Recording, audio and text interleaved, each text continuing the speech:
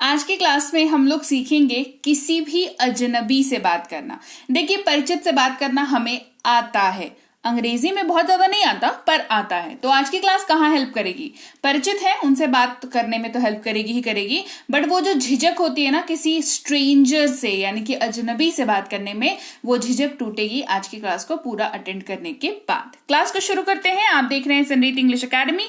मैं हूं प्रीति मैम। स्वागत है आपका आज की क्लास में। नए हैं तो सब्सक्राइब करके बेल नोटिफिकेशन ऑन कर दीजिएगा और क्लास को चलिए आगे बढ़ाते हैं। तो सबसे पहले आपका जो काम होता है, कभी भी किसी परिचित या अपरिचित किसी से भी मिले तो आप उनको नमस्कार या नमस्ते करते हैं, जो कि हमारा मतलब ऐसा हमें बचपन से सिखाया जाता है। कहते हैं ना बेटा अंकल को नमस्ते करो, कहते हैं ना। तो ये हमें बचपन से इसकी ऐसी कंडीशनिंग हमारी की गई है कि हम लोग किसी से भी कहते हैं तो ग्रीट करते हैं, जो कि करना भी चाहिए। मैंने बहुत सारे लोगों को देखा है कि आदत छूट जाती है उनकी, बट ये नहीं होना चाहिए।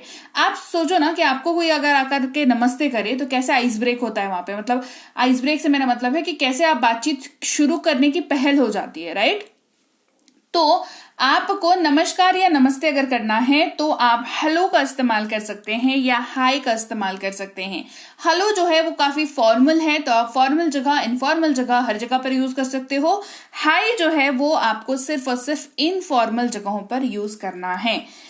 इसके अलावा आप कह सकते हो गुड मॉर्निंग, सुप्रभात या सुबह का नमस्कार जिसको कहते हैं। 12 बजे से पहले पहले दिन के जिसके भी मिल रहे हो उसको गुड मॉर्निंग। 12 बजे से लेकर के लगभग वही 4 बजे तक के आसपास अगर किसी से मिल रहे हो, 5 बजे के आसपास तक किसी को मिल रहे हो और धूप है काफी, तो गुड आफ्टरनून का इस्तेमाल कर सकते हो। 5 बजे के बाद आपको गुड इवनिंग का इस्तेमाल करना है, डिपेंडिंग ऑन की वेदर कौन सा, ठंड का मौसम है या गर्मी का मौसम है।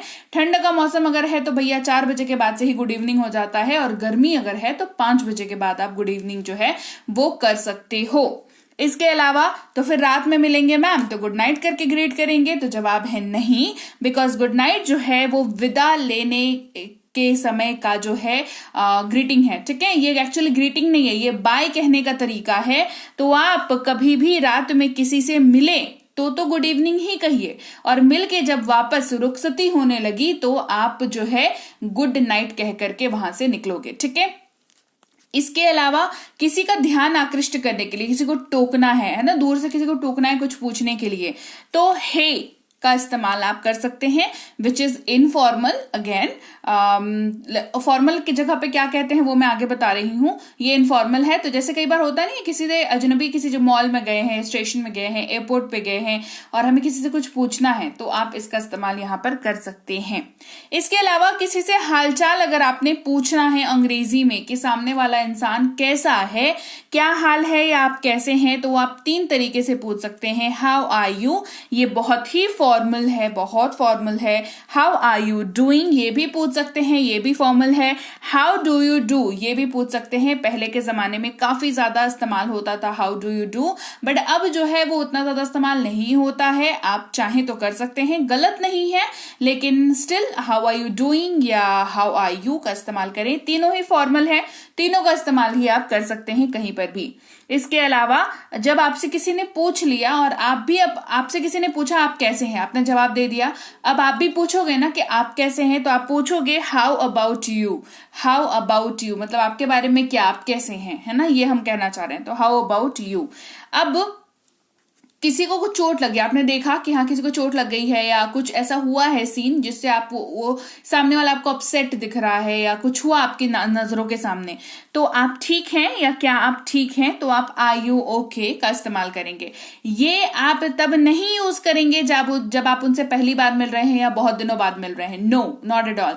आपके आंखों के जस्ट सामने कुछ हुआ और आपको जानना है सामने वाले का वेलबींग कैसा है, सामने वाला कैसा है, तो आप are you okay question mark, है ना। अब जवाब कैसे दोगे इन सारी चीजों का? जवाब के लिए I am fine positive answer. जब आप ठीक हैं, मैं ठीक हूं, आई एम फाइन। मैं ठीक नहीं हूं, I am not fine. I am not fine. इसके अलावा सिंगल वर्ड अगर आंसर देना चाहते हो कि हाँ ठीक है, अच्छे हैं, तो गुड, फाइन, बहुत अच्छे हैं तो कहेंगे ग्रेट, ठीक ठाक है तो प्रिटी गुड, या काफी अच्छा है तो प्रिटी गुड, ठीक है। तो आप ये सिंगल वर्ड का आंसर मैंने बता दिया कि अगर पूरा लाइन बोलने की इच्छा नहीं है या नहीं समझ में आ रहा है तो गुड ग्रेट याद रहता है ना भाई, बचपन से पढ़ते आ रहे हो अंग्रेजी, गुड ग्रेट तो याद रहता ही होगा, गुड तो याद रहता ही होगा ना। तो इसको इस्तेमाल करिए, लेकिन अंग्रेजी बोलना शुरू करिए, भले वो एक शब्द ही क्यों ना हो, बट जब तक शुरुआत नहीं, देखो जो चीज शुरू नहीं होती वो खत्म नहीं होती है, ये तो मानोगे ना। शुरू होगी कोई चीज तो ही वो अंजाम तक पहुंचेगी। तो शुरू करो, एक एक वर्ड से शुरू करो, लेकिन चालू करो। नेगेटिव आंसर्स और कैसे कह सकते हैं कि नॉट गुड, मतलब अच्छा नहीं है, ठीक नहीं है, तो नॉट गुड।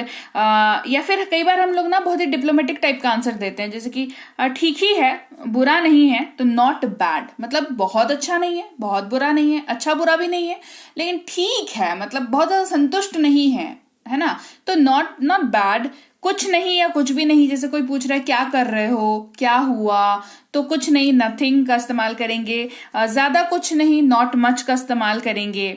फिर कोई पूछ रहा है कैसा चल रहा है, उसके लिए जवाब है मतलब ठीक है, मतलब हाँ गोइंग ग्रेट, या ठीक ही है, नथिंग मच, कुछ ज्यादा नहीं। या व्हाट्सएप क्या हो रहा है, क्या चल रहा है, ये सब कुछ ना बातचीत को आगे बढ़ाने का तरीका होता है। जैसे बहुत कोई दोस्त होता है, बहुत दिनों बाद फोन करता है या बहुत दिनों बाद आप उससे मिलते हो, तो यही इसी बात से यही आइस ब्रेकर होता है, इसी से बात शुरुआत होती है कि और बताओ भाई, और बताओ क्या चल रहा है। बस उसी की अंग्रेजी है ये वाली, हिंदी में इसीलिए बता दिया ताकि आपको समझने में आसानी हो कि कहना क्या चाह रही हूं मैं, ठीक है। जवाब क्या देंगे, कोई आपसे आपका वेलबींग पूछे, कोई आपसे आपका तबीयत हाल चाल पूछे, तो बहुत अच्छा, मतलब आपने जवाब दे दिया, उसके बाद थैंक्स जो है बोलना नहीं भूलना, बिकॉज सामने वाले ने आपसे पूछा, तो इट्स इंपॉर्टेंट कि आप उनको मतलब पॉजिटिव रेप्लिकेशन दो उनको, ठीक है, रेप्लिकेट करो। इसके अलावा आपसे मिलकर अच्छा लगा, ये हम लोग कहते हैं जब हम पहली बार किसी से मिलते हैं या बहुत दिनों बाद भी किसी से मिलते हैं, तो ऐसा होता है ना कि मिलके अच्छा लगता है, तो कहेंगे आपसे मिलकर अच्छा लगा, नाइस टू मीट यू। और आपसे किसी ने कहा तो आप भी जवाब दोगे कि आपसे भी मिलकर अच्छा लगा, तो nice to meet you too, एक शब्द ऐड हुआ, टू, ठीक है। इसके अलावा किसी को देख करके खुशी हुई, कहेंगे आपको देख के खुशी हुई, गुड टू सी यू। और आपको किसी ने कहा है तो आप जवाब देंगे आपको भी देख करके खुशी हुई, तो good to see you too का इस्तेमाल करेंगे। आप क्या कर रहे हैं, कैसा कर रहे हैं, कैसे हैं, आई एम डूइंग ग्रेट, मैं अच्छा हूं, मैं ठीक हूं, आई एम डूइंग ग्रेट, जब सामने वाले को आपको दिखाना हो कि भाई हम तो जिंदगी में झंडे गाड़ रहे हैं, बिल्कुल, है ना। इस तरीके से आपको अगर किसी को ये वाली वाइब देनी है तो कहोगे I am doing great, I am doing great, ठीक है। किसी ने अगर आपके लिए किसी ने कुछ किया है तो आप धन्यवाद कहते हैं, thanks. Thanks is very informal, तो आप फॉर्मल जगहों पे इसका इस्तेमाल नहीं करेंगे, फॉर्मल जगहों पे आप थैंक यू का इस्तेमाल करेंगे। किसी से रिक्वेस्ट करनी हो तो उसके आगे प्लीज लगा देना।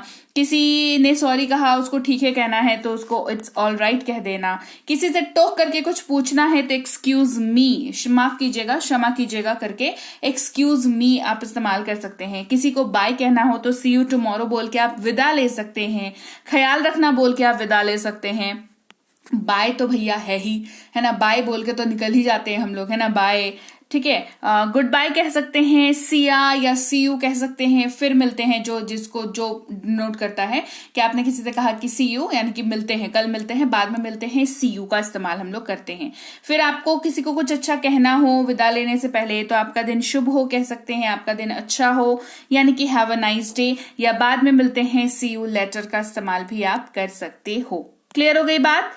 आपसे मिलकर खुशी हुई, प्लीज टू मीट यू का इस्तेमाल भी कर सकते हैं, आपको देखकर बहुत अच्छा लगा, it is great to see you, ये भी आप इस्तेमाल कर सकते हो। लाइक ये एक्स्ट्रा इन्फॉर्मेशन दे रही हूं आपको, तो आपके काम आएगी। इसके बाद बहुत समय से जो नहीं मिला है तो कहेंगे लॉन्ग टाइम नो सी, है ना, या फिर एक अरसा हो गया है या काफी वक्त हो गया है मिले हुए, कहेंगे इट्स बीन अ वाइल, मतलब बहुत टाइम हो गया मिले हुए, है ना। कह रहे भाई कहाँ हो, तुम तो गायब हो गए थे, या तो तुम तो ईद का चांद हो गए थे। ऐसे टाइप के जो लोग होते हैं जो बिल्कुल ही गायब हो जाते हैं जीवन से, उनको कहते हैं लॉन्ग टाइम नो सी, मिलने के बाद, है ना। या फिर इट्स बीन अ वाइल, जब हम लोग मिले, इस तरीके से आप इसको इस्तेमाल कर सकते हो।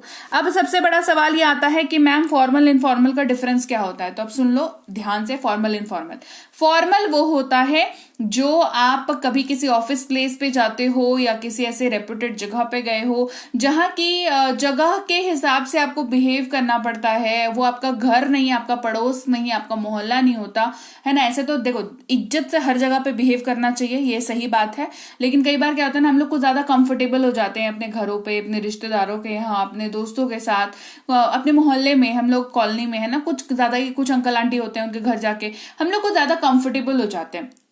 तो वो सारी जगहें इनफॉर्मल जगहें हैं।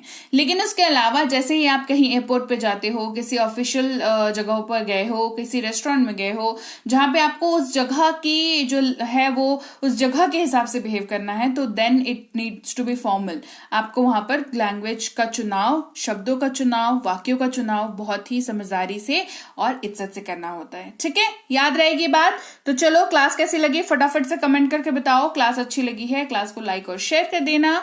संरीति इंग्लिश एकेडमी आप देख रहे हैं, सब्सक्राइब करके बेल नोटिफिकेशन ऑन कर दीजिएगा ताकि आगे की क्लासेस जब मैं लेकर के आऊं आपको पता चलता रहे। इसके अलावा कोई कोर्स अगर करना चाहते हो तो स्पोकन का, राइटिंग का, ग्रामर का, रीडिंग का, और ये ई बुक्स आप हमारी ऐप से ले सकते हो। Sanriti English Academy Google Play Store पर अवेलेबल है, डाउनलोड और इंस्टॉल कर लेना। कोई दिक्कत हो तो इस नंबर पर व्हाट्सएप मैसेज करके बात कर लेना कि हाँ मुझे ये दिक्कत आ रही है। और ई बुक्स इस वाली वेबसाइट पे भी ले सकते हो। पीडीएफ वाली किताबें हैं तो डाउनलोड कर लीजिएगा। टेलीग्राम का चैनल, व्हाट्सएप का ग्रुप ज्वाइन कर लीजिएगा। रोज की क्लासेस आपको आपके फोन पर ही डिलीवर कर दी जाएंगी। इसके अलावा क्या, फेसबुक इंस्टाग्राम पर फॉलो कर लेना और मैं आपसे मिलूंगी आपकी अगली क्लास में। Till then, thank you so much for watching. Stay tuned to Sanriti English academy.